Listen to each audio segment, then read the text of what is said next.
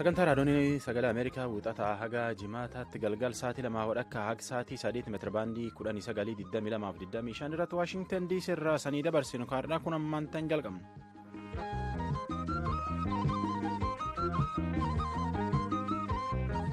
Babaarutti oole jajjabuutti oole ooliin nagaa galchuun illee san nagaa jecha nagaa sanfuudhaan soraala keessan keessummeessaa roobii adoolessi 5 barii 2017 raadiyoon VOA sagantaa afaan oromootiin Waashingtan DC irraa naayilsaatiif raadiyooniin dabruu caqasuu jirtanii nu dhiyaadha.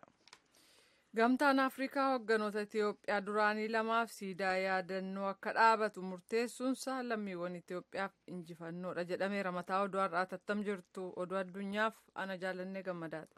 Bulchootii Afrikaa dhiyoo tanaaf Finfinneetti kor ta'anii waan gargaraa irratti mari'ataniitiin marii isaanii ta'aggaate jechuun waan hedduu irratti mari'atanii gargarii galan filannoo keenyaatii fi ji'um tokkoof bultii haga 5 hafe nama hedduutu keessumattuyyuu naannoo Rift Vaalii keessa waraanii hamaan gosa kaan ammallee deebi'uu danda'a jedhe ardaa ofiitii godaanuu jira. Turizimiin yookaan ammoo hojiin biyyaan daawwatan Afrikaa maaniin guddisuu jirti. Qabeenya hedduutti itti ba'uu jira. Waan har'isanii qopheessin keessaa tuun hagi tokko oduu tasaana jaalanne.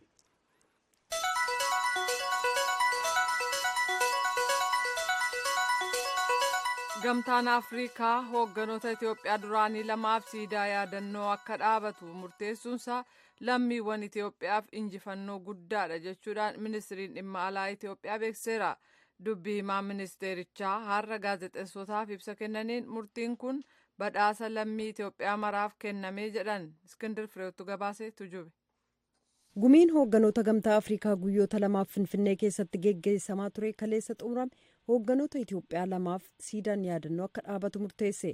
Siidaan kun akka dhaabatuuf kan murtaa'eef mooticha Itiyoophiyaa duraanii Haayile Sillaaseef muummichi ministeeraa Itiyoophiyaa duraanii obbo Mallas Zeenaawiiti. Ciminaaf hundeeffamuu dhaaba tokkummaa Afrikaaf gamtaa Afrikaaf gumaacha isaan godhan ta'uun illee ibsameera. Dubbii himaan ministirii dhimma alaa Itiyoophiyaa obbo Mallas Alam har'a gaazexeessotaaf ibsa kennaniin ittiin ka'umsa murtii kanaa ibsaniiru. አፄ ኃይለ ሥላሴ ለአፍሪካውያን የጸረ ኮሎኒያሊዝም ትግል ባደረጉት ድጋፍ የአፍሪካ አንድነት ድርጅት እንዲመሰረት ኃይለ ሥላሴን qabsoo lammiiwwan Afrikaa kafarra koloneeffattuuf deeggarsa godhan dhaabi tokkummaa Afrikaa akka hundaa'uuf gumaacha olaanaa isaan godhan akkasumas walitti bu'iinsa lammiiwwan Afrikaa gidduutti ta'uu malu dhaabsisuudhaaf qooda isaan gumaachaniif beekannaa kennameef ta'ee fudhatamuu qaba.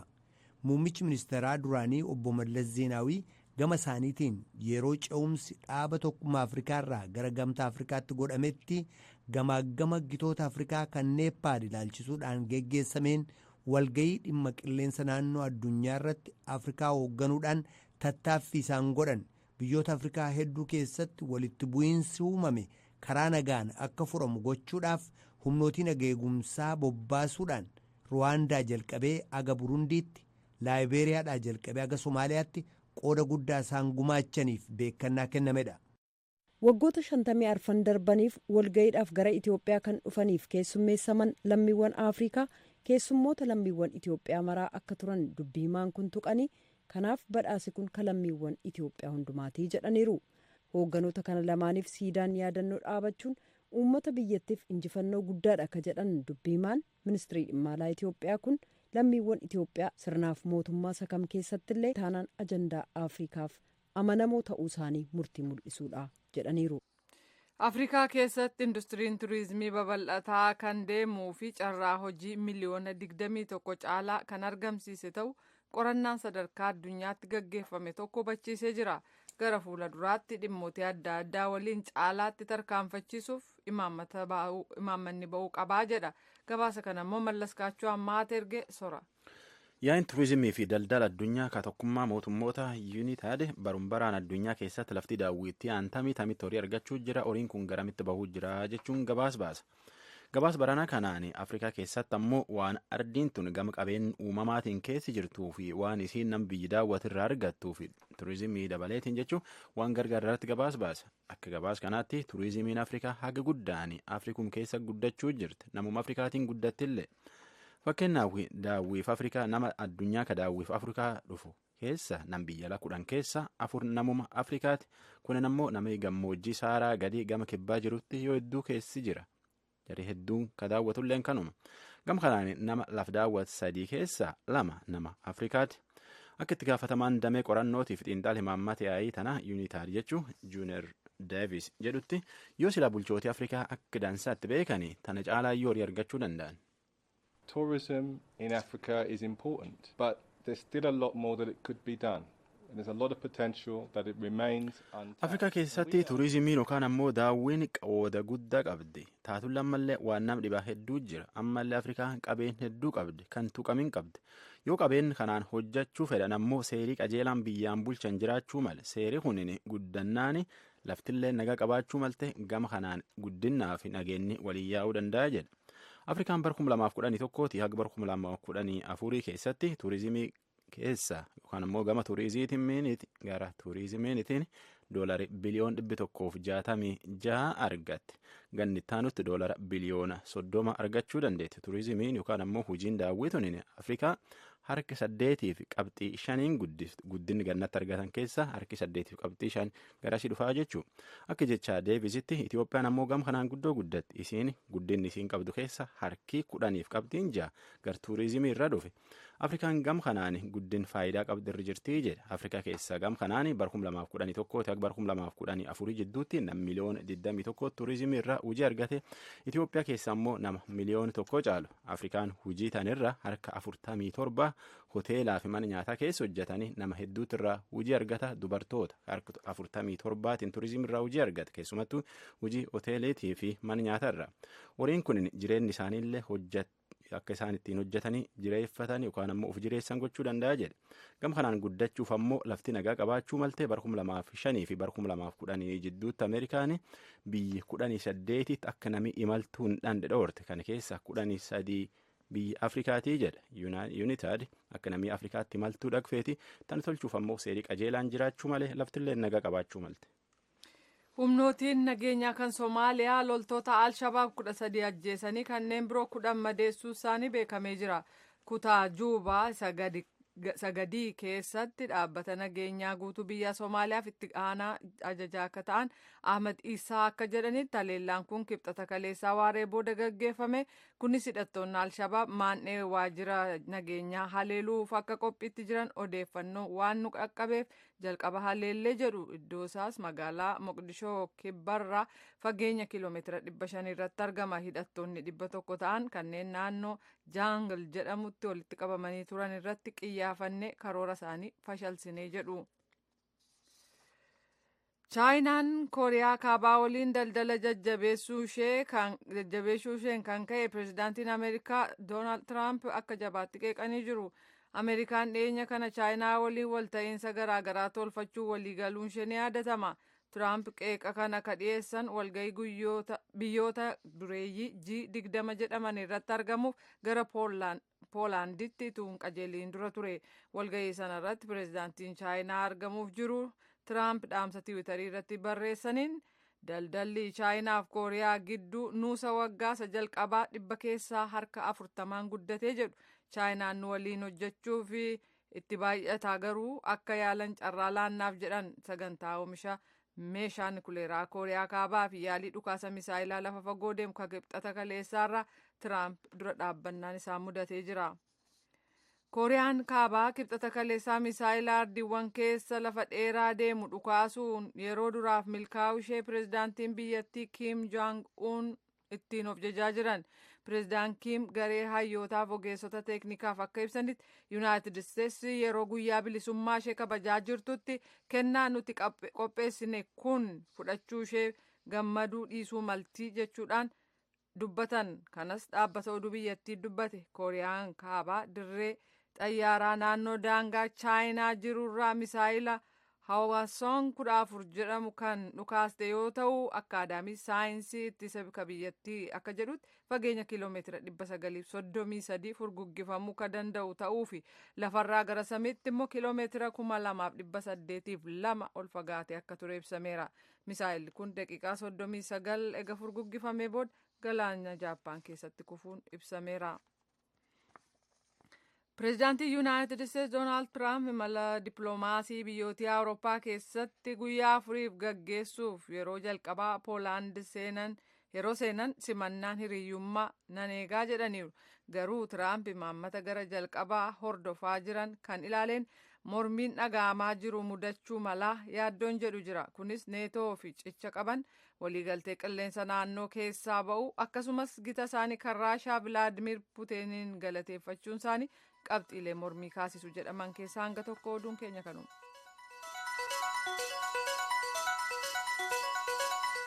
Tammantaan caqasuu jirtan tun raadiyoon VOA sagantaa afaan Oromooti.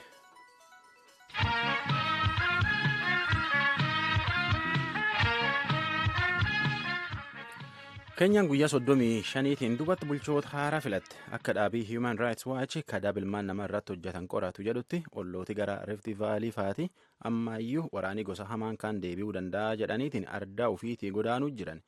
Jara kana ijoollee kaa'imaa akka namni dhaqee nama hin filanne tolchuu fedhanitti akkan doorsisuu jira jedha gabaasii Mohammed Yusuf gara Naayiroobii nu ergitu jiru. Filannoon waliigalaa Keeniyaa geggeessamuuf torbanneen 5 hafeennaa jiru kanatti namoonni hangi tokko yoo paartii biyya bulchuuf sagalee kennuu baatan jechuun doorsifamaa jiraachuu isaaniif qe'ee ofiirraallee godaanaa jiraachuun ibsameera. Human Rights Watchitti qorataa akka ta'an Otiseyinoo Nimawaayaa akka jedhanitti doorsisi kun maatiiwwan hangi tokko qe'ee isaanii dhiisanii deemuuf akka karoorfatan dirqisiise. We also had some direct threats of people telling their colleagues that let's wait for August 8th and we shall see where you'll go. I mean, for you, those kind of... Namoonni hangi tokko waayiloota isaanii kan hojiitiin agayyi 8 haa ga'u eessa akka dhaqxan arginaa jechuudhaan kallattiidhaan doorsisaa jiraachuun isaanii dhageenyee jirra. Jechoota kan akkasiin dhufaa jirra jedhamutu dhaga'ama. Kanaaf namoonni sodaatanii deemaa jiru. Maatiiwwan hangi tokko akka nutti himanitti hanga manni barnootaa cufamutti eeganii naannoo sana deemuuf jiru. Jaarmoliin mirga namaa torbanneen 2 qorannaa isaan geggeessan konyaa Naayivaashaa kan Nukuuruu keessaa irratti yoo ta'u, Naayivaashaan magaalaa galma mootummaa biyyattii Naayiroobii irraa fageenya kiiloomeetira 90 irratti argamti. Naannoon kun filannoo bara 2007 booda naannoo adda addummaa gosaarraan kan ka'e hookkarri hamaan keessatti raawwatamee ture. Qorannaan balaa yeroo filannoo Keeniyaa ilaalchisee geggeessame akka mul'isutti kunyaalee 47 keessaa 17 naannolee walitti bu'iinsaaf saaxilamanii. Nukuruunis hookkara filannoon wal qabatetu keessatti raawwatamuu malaa jedhamee eegama. Baatii waxabajjii keessa ministiriin dhimma biyya keessaa Keeniyaa waaltaa ajajaa kan shororkeessummaaf hookkara innaa filannoo ittisu qopheessee jira. Aangawoonni dhaabolee nagaa eegumsaarraa ta'an filannoon fudhatama qabuu fi nageenyaan geggeessamu akkasumas hookkara filannoo wal qabate ittisuuf jecha guutummaa biyyattiirraa leenjii fudhataa jiran. Namoayaan akka jedhanitti garuu poolisoonni hookkara baatii hagayyaa keessa ka'e ittisuuf dandeettiitu tanqata. We did get the impression that police have done much. Poolisii waa hedduu hojjetannee waan agas nu gammachiisu hin argine. Poolisoonni balaan utuu uumamuu arganis deebii kennan hin qaban yeroo hawaasni jedhu dhageenye jirra. Hariiroon poolisiif hawaasa gidduu jiru gaarii akka hin ta'in isa agarra. Dubbiimaan ministirii dhimma biyya keessaa Muwendaan Jookaa akka jedhanitti dhaaboliin nagaa eegumsaa hookkara filannoon wal qabate dhaabsisuuf qopheedha. Guutummaa biyyattii keessatti qorannaa geggeessinee jirra. Naannoleen 22 kanneen nuti adda baafanne bakka nuti tarii giddu seeninsi waraanaa ni barbaachisa jennee fi humnoota nagaa eegumsaatti erguudhaaf karoorfanne. Garee taajabdoota gamtaa Awuroopaaf hoogganaa kan ta'an Maayiteejee Shaakee tuuta oduuf ibsa kennaniin hookkarri ennaa filannoo raawwatamuu danda'a jedhan. Hookkarri ka'uu akka danda'u yaaddoon jiraachuusaa iccitii mitii jedhaniiru. Kun ittisuun waan hin danda'amneedha. Kanaaf namni martinuu mirga sagalee kennuuf nageenya walii eeguuf itti gaafatamatu irra jira jedhan. Filannoon Keeniyaa hagayya 8 geggeessamuuf jira. Pireezidaantiin Keeniyaa Uhuruu Keeniyaattaa muummicha ministeeraa duraanii Raayilaa Odingaa dabalatee mormitoota isaanii hedduu waliin dorgommii geggeessanii marsaa lammataaf filannoo sana injifachuuf abdataa jiran. Galateeffannee waan afedda barataan caqasuu jirtan tun raadiyoon VOA sagantaa afaan Oromooti.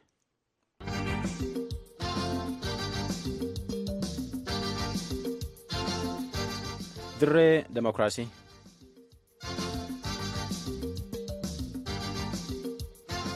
Bulchoota Afrikaa dhiyoo tanaaf Finfinneetti kortaa'anii waan gargaraa irratti dubbatan waldhaaba fakkeenyaa fi Suudaan kibbaa keessa jiru, Liibiyaa keessa jiru, Afrikaa wal tokkoon ammoo Seentiraal Afrikaa Rippaabilikii fi Itoophiyaa fi Jibuutii jidduu jiru irralleetti waan hedduu mari'atan. Tan irratti gama hedduun fakkeenyaa fi goolii uumuun yookaan ammoo biyyi naga dhowwuun maal akka taatee fi fakkeenya Burundiitiif, Ruwaandaatiif, Giinii Bisaawutii waan gargaraa irratti waan hedduu dubbatan. Tan irratti namoonni yuunivarsiitii Ameerikaa jirtu Global Yuunivarsiitii keessatti hayyuuf barsiisaa falaasama siyaasaa Dr. Alamaayyoo Birruu dubbise garasiisan deebisa. Dr. Alamaayyoo hoogganoonni biyyoota Afrikaa ka gamtaa Afrikaa jechuudha walgahii isaanii 29ffaa kaleessa Finfinnee keessatti xumuratan.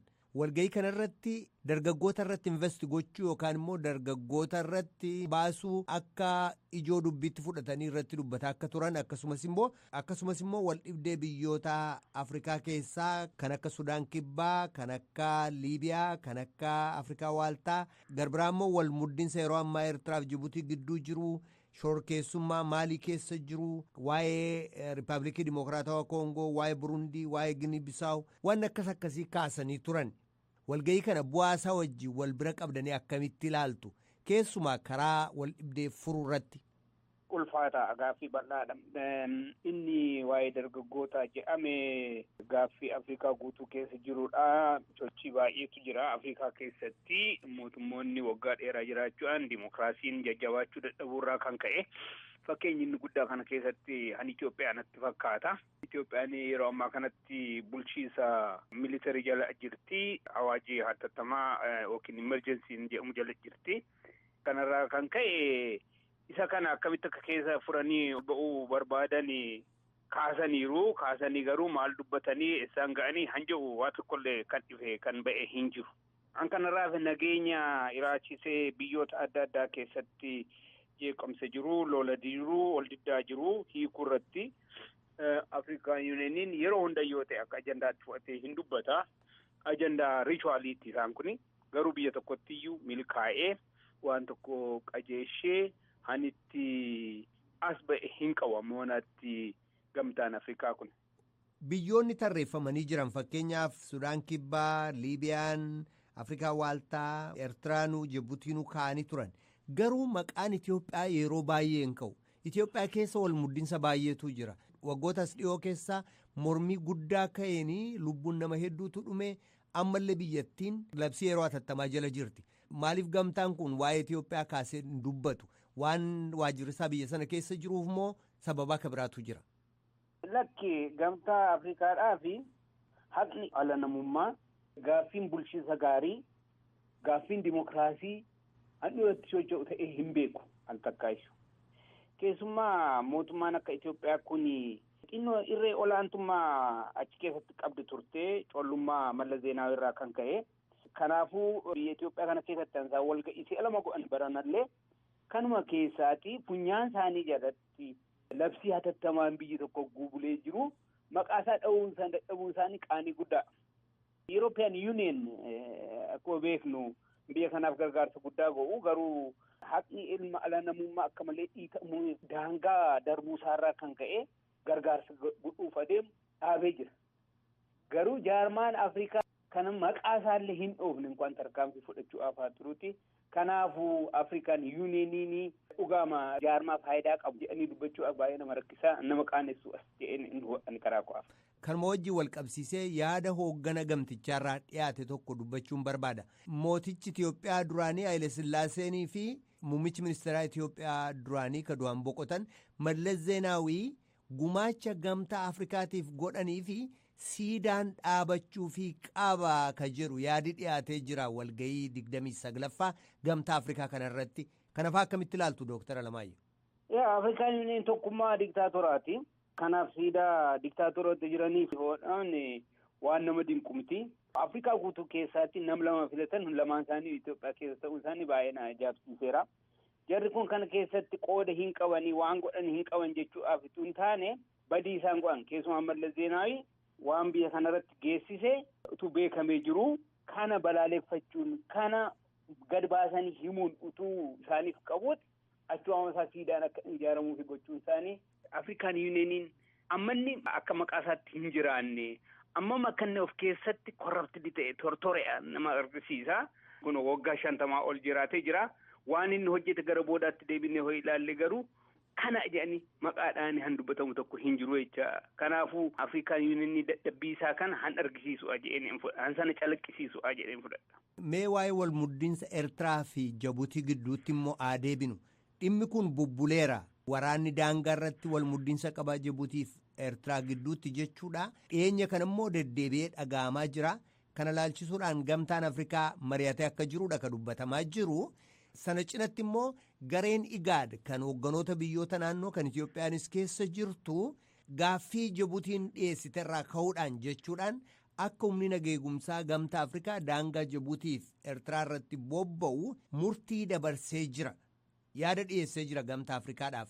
Durataan gamtaa Afrikaa Muusaa Faakim kana laalchisuudhaan ennaa dubbatanii itti gaafatamaa nagaaf tasgabbii ka gamtichaa akka Eertiraatti ergan dubbatanii jiran. Mee dhimma kana akkamitti ilaaltu? Waa'ee wal muddiinsa kanaa, waa'ee immoo yaada furmaataatti jedhamee gamtaa Afrikaa irraa dhufaa jiru kana.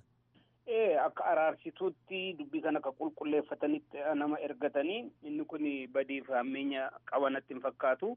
Haa ta'u malee immoo ilaalcha biyya tokkoo, ilaalcha gamtaa tokkoo utubuudhaaf kan akeekkatan fakkaata.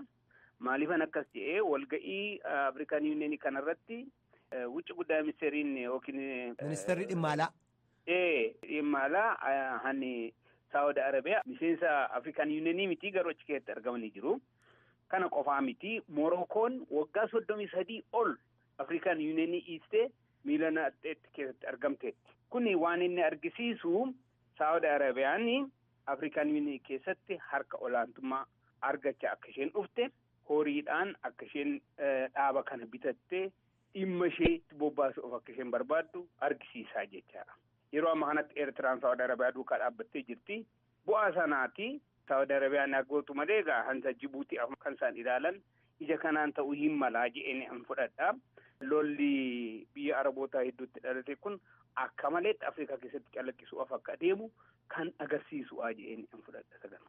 Mee waa'ee wal dhibdee biyyoota Arabaa itti deebina. Eertiraan deebii kenniten aga tokko dubbadhee sanarratti yaada keessan baruu barbaada. Eertiraan kaleessa karaa ministirii dhimma alaa ishee tiwutariidhaan akka dubbattetti IGAD gama tokko miseensummaa Eertiraa fudhachuu didee gama biraatiin immoo dhimma Eertiraa keessa seenuunsaa sirrii miti. Kun kan agarsiisu gamtaan Afrikaas ta'e IGAD Itoophiyaadhaan bitamee Itoophiyaadhaan to'atamuusaa agarsiisa jechuudhaan dubbattee jirti.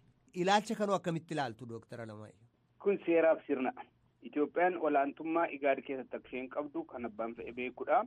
Eertiraanis immoo IGAD keessatti bara 2008 jalqabdeeti miseensummaa ishee rarraastee jirti. Itti tumannaan warra biyyoota kan IGAD keessa jiran Eertiraa lagachuu irratti tokko ta'anii dhaabbachaa turaniiru. Haala kanattitu jiru jaarmaan kun akka jaarmaa giddugaleessa ta'e Eertiraa fi Jibuutii gidduu araarsitu ta'uu hin danda'u. Kun ifaadha. Kanaaf jechi Eertiraanaaf fudhatamaadha jechuudha. Gara biyyoota Arabaatti deebina. Torban lama dura biyyoota Arabaa Saawudi Arabiyaa waliin jiran kanneen akka Baahireen, kanneen akka Tokkummaa Imiratoota Arabaa, kanneen akka Masrii, akkasumas biyyoonni kabiroon Yemen, Moorishees, Mooritaaniyaa, Maldivis, Liibiyaa kanneen fakkaatanii Qaataarirraa hariiroo dippiloomaasummaa kutachuu isaanii dubbannee jirra. Sun bifti isaa maal akka fakkaatu gara kamitti akka deemuu malu saasofnee jirra. Mee eega dubbanne booda maaltu ta'e? Gamtaa Afrikaa irratti dhimmi kun maaliif hin ka'in hafe?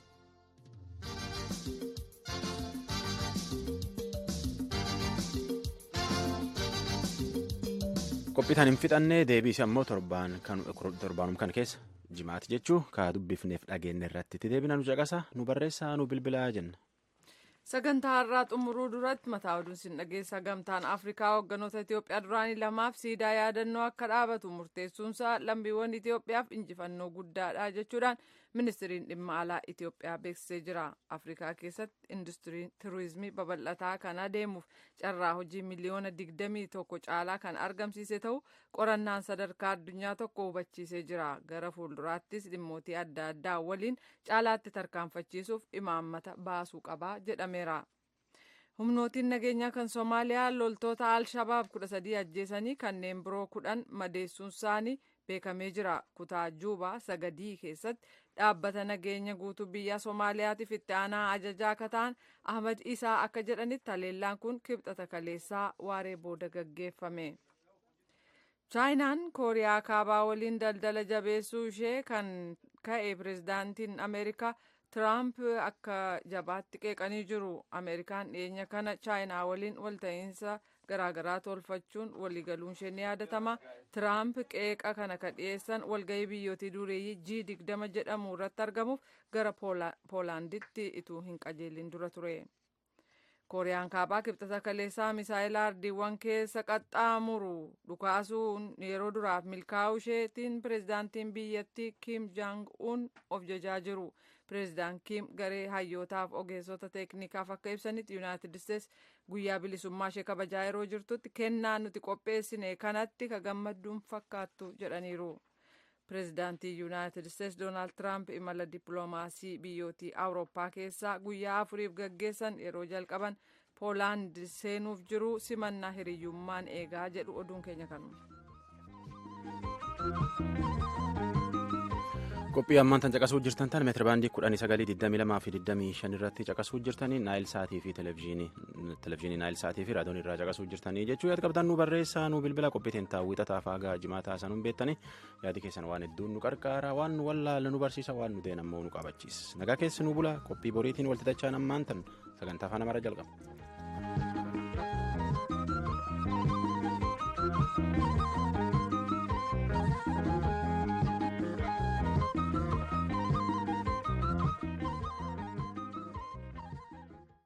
Voice of